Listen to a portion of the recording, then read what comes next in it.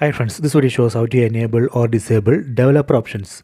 Go to settings, tap on the settings up icon, go down, tap on about phone, tap here, go down, tap on software information, tap here.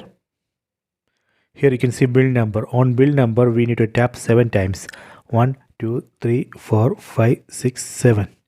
Then enter relog password. Then verify your identity. Tap on OK. See the message developer mode has been enabled. Go back, then go down. Now under about phone you can find new option called developer options. Tap here. These are a list of developer options.